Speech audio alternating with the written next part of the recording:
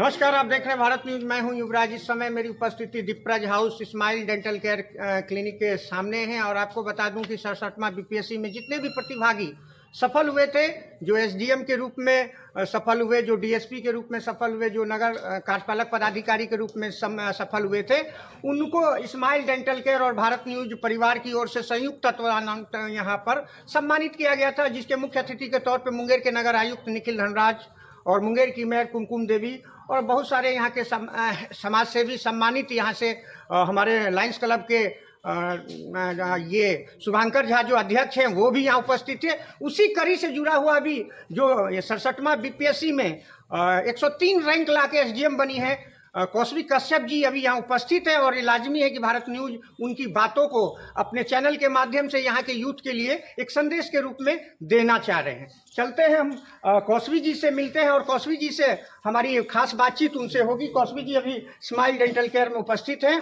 और वो एसडीएम बनी हैं और उनसे भारत न्यूज का एक छोटी सी खास बातचीत की हमारा प्रयास है। उस प्रयास में हम कौशवी जी के पास आ रहे हैं।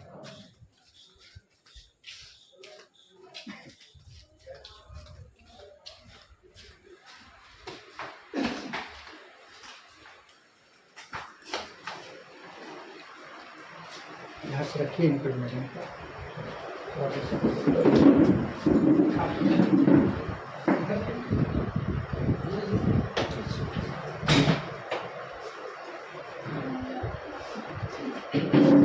आप देख पा रहे हैं कि 67वें बीपीएससी में 103 रैंक लाकर कौशवी कश्यप जो बलीपुर जमालपुर बिहार से रहने वाली है, उन्हें एसडीएम के रूप में चयनित किया गया। और अभी आपको मैं बता रहा था कि 67वां बीपीएससी कि जितने भी प्रतियोगी और प्रतिभागी जो यहाँ पर उनका चयन हुआ है, प्रत्येक हर पोस्ट पर है, कोई डीएसपी के रूप में, कोई एसडीएम के रूप में है और कोई नगर कार्यपालक पदाधिकारी के रूप में है और कोई प्रखंड विकास पदाधिकारी के रूप में।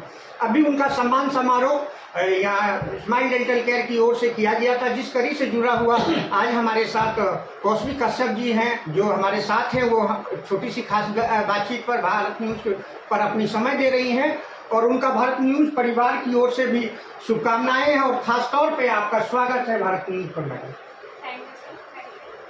आपका चयन यहाँ एसडीएम के रूप में 67वां बीपीएससी में हुआ, उस चयन के प्रतिक्रिया में जो आपका रैंक रहा वो क्या है? सर, मेरा रैंक 103 है और मेरा चयन बीपीएस बिहार एडमिनिस्ट्रेटिव सर्विस के लिए। आपकी पढ़ाई कहाँ से हुई? सर, मेरा प्राइमरी एजुकेशन जवाहर नवोदय विद्यालय मुंगेर से हुआ एंड उसके बाद ग्रेजुएशन और पोस्ट ग्रेजुएशन दिल्ली यूनिवर्सिटी से हुआ और उसके बाद मेरा नेट भी क्वालिफाइड है और ये मेरा बीपीएससी में सेकेंड है। ये बीपीएससी में इनका सेकेंड अटेम्प्ट है। ये मैं जानना चाह रहा था कि आपने जो अब तक का हासिल किया है, मुकाम जो हासिल आपने पाया है, उसके लिए आप क्या संदेश देना चाहेंगे? किस तरह से इस मुकाम तक आप वहाँ तक पहुँचे? सर, सबसे बड़ा जो की है वो एक तो आपका गोल है, आप अपने लिए गोल सेट करिए और उसको अचीव करने के लिए प्रयास करिए। और सबसे पहला माइंडसेट होता है, अगर पॉजिटिव माइंडसेट लेके आप अचीव कर सकते हैं तो आप डेफिनेटली कर लीजिए। और दूसरी बात ये कि परसिस्टेंस होना पड़ता है और बहुत टाइम ऐसा प्रॉब्लम्स होता है कि आप नहीं पढ़ सकते, लेकिन फिर भी आपको टाइम निकाल के कंटिन्यूटी मेंटेन करना पड़ता है। और दूसरी बात, ये एग्ज़ाम इतना अनप्रेडिक्टेबल है, किसी भी स्टेज पे ऐसा लगता है कि अब यहाँ के बाद नहीं सिलेक्शन हुआ तो पूरे 1.5 साल तक जर्नी आगे फिर से again prelims, again mains, again interview. तो हर स्टेज के लिए आपको ऐसा प्रिपेयर रहना पड़ता है। और एक बात ये है कि जैसा मैंने पहले भी बोला है कि गीता का सार है बनने वाली का रास्ते में, उसमें बहुत रिलेट करती हूँ कि हम कभी भी अपने लाइफ के इस चैप्टर को पलटते रहेंगे तो हमें कभी ये फील ना हो कि हम उस टाइम पे अपना अच्छा नहीं करते। हम अपने साइड से सेटिस्फाइड हैं कि हम अपना 100% दिए थे और होना नहीं होना तो बहुत सारा फैक्टर्स मिलते रहता है। तो हम अपने लेवल पे खुद हमेशा सेटिस्फाइड फील करें कि जो मेरा 100% कैपेसिटी है वो मैंने इस एग्जाम को किया है। तो ये सबसे बड़ी चीज़।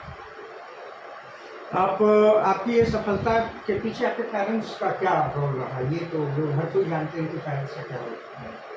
सबसे बड़ा रोल मेरे पेरेंट्स का ही है, क्योंकि सबसे पहली बात जो बचपन में जो वैल्यूज़ रेज किया जाता है वो बचपन से ही रेज किया गया था कि आपको सोसाइटी को कुछ वापस देना है। क्योंकि एक कोई बच्चा जब बड़ा होता है तो किसी इंडिविजुअल पेरेंट का बेटी या बेटा नहीं होते, उनको समाज बड़ा करता है, समाज में बहुत कुछ देता है। तो वो जो वैल्यूज़ है कि आपको समाज को दोबारा लौटाना है, वो वैल्यूज़ मेरे पेरेंट्स ने मेरे अंदर इनकलकेट किया था बचपन से। तो सबसे पहले एम जो बनाया गया वो मेरे पेरेंट्स के द्वारा ही था। कहीं ना कहीं वो फर्दर हम बाद में चूज़ करते कि मेरे पब्लिक सर्विस में जाऊँ, क्योंकि वो वैल्यूज़ वैसे बढ़ाए जाते हैं हमारे।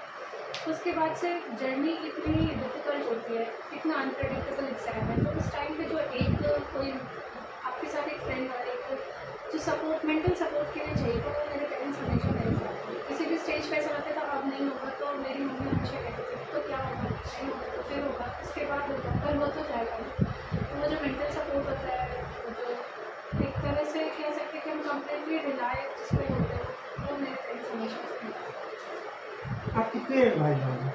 सर मैं 2 बहन हूँ, मैं बड़ी और मेरे से छोटी बहन है, वो सॉफ्टवेयर इंजीनियर है बैंगलोर से। अभी जो यूथ जो तैयारी कर रहे हैं कॉम्पिटिशन और सर्विसेज के लिए, जो तैयारी कर रहे हैं, जो कि अनफेलियर हैं, जो सक्सेस हैं, उनके लिए आपका क्या संदेश है? सर मेरा मैसेज यही है, जो जिस जिस कोड पे मैं बिलीव करती हूँ, अगर आप उस कोड को अपने अंदर आत्मसात कर लेते हैं कि आप करते रहें और प्रैक्टिस कर मतलब कोशिश करते रहने से अचीवेबल है। अगर हम अचीव करें तो कोई भी अचीव कर सकता है, ये अचीवेबल है। आप अपना 100% दें, और कहते हैं कि लक लेकर चांस है, कुछ मिलके फाइनल रिजल्ट बनाता है। तो आप वेट करें, आपका टर्न आएगा तो जरूर, अगर आप उसमें लगे गए तो डेफिनेटली सक्सेस करेंगे। मैडम, आपसे ये जानना था कि अनुमंडलाधिकारी के रूप में और खासतौर पे अनुमंडला दंडाधिकारी के रूप में आपकी चयनित किया गया है आपको, और आप समझ सकते हैं कि अनुमंडल के जो सर्वोच्च पोस्ट में होते हैं अनुमंडलाधिकारी होते हैं, और पुलिस के लिए पुलिस उपाधीक्षक होते हैं, डीएसपी होते हैं। वैसे तौर पर अगर आपको लगे कि कहीं विकट समस्या आ रही है कंट्रोल करने में, तो उस समय आप कैसे कंट्रोल करेंगे? जैसे कि मेरा एक प्रश्न है, हम देख रहे थे एक IAS का इंटरव्यू चल रहा था, तो उसमें उनसे क्वेश्चन किया गया था कि अगर एक ही समय में 2 समुदाय का उस जगह से अगर रैली और क्रॉस करता है, तो उस समय आप किसको प्रायोरिटी देंगे? सर अभी जो मैं बताऊंगी वो मैं अपने एक्सपीरियंस से या अपने लॉजिक से बताऊंगी, बट ट्रेनिंग में हमें बेटर स्किल्स सिखाया जाएगा।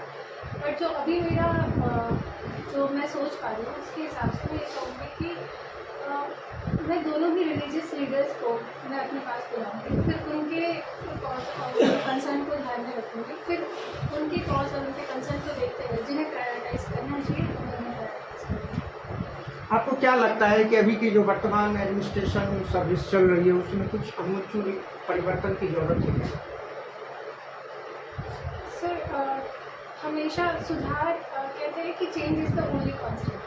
चेंज तो हमेशा होना ही है, और बेटर करने के लिए हमेशा निरंतर प्रयास करना ही चाहिए। तो एडमिनिस्ट्रेशन जो अभी है और जो अभी आगे हो सकता है, उसके लिए हमें डेफिनेटली काम करना चाहिए, और सुधार इम्प्लीमेंटेशन लेवल पे है, ज़रूर है। तो मैं कोशिश करूँगी कि जितना मेरे अंदर है, जो पावर मेरे पास है, मैं उसको यूटिलाइज़ करके इम्प्लीमेंटेशन बेटर कर सकूँ, और मैं एक ऐसे एग्जाम्पल सेट कर सकूँ जो ताकि लोग मेरे से इंस्पायर हो जाए और भी बेटर इम्प्लीमेंटेशन कर सकें।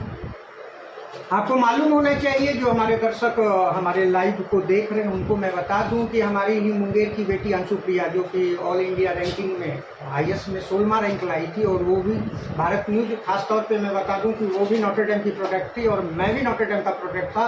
सौभाग्य भारत न्यूज को ही मिला था उनका इंटरव्यू, पहला इंटरव्यू लेने का। और आज हमारे मुंगेर की ही बेटी, और खासतौर पर जमालपुर के कौशिक कश्यप जी, जो कि अनुमंडलाधिकारी, अनुमंडला दंडाधिकारी के रूप में इनका चयन किया गया, और ये अपनी बातों को रख रहे थे, और अभी यहाँ पर सम्मान के समारोह के प्रोग्राम में आए थे, और उस जगह पर अपनी खास बातचीत में उन्होंने अपना समय दिया। इसके लिए मैं भारत न्यूज परिवार और स्माइल डेंटल केयर परिवार की ओर से इन्हें धन्यवाद देता हूँ। आप देख रहे हैं भारत न्यूज, बने रहें भारत न्यूज में।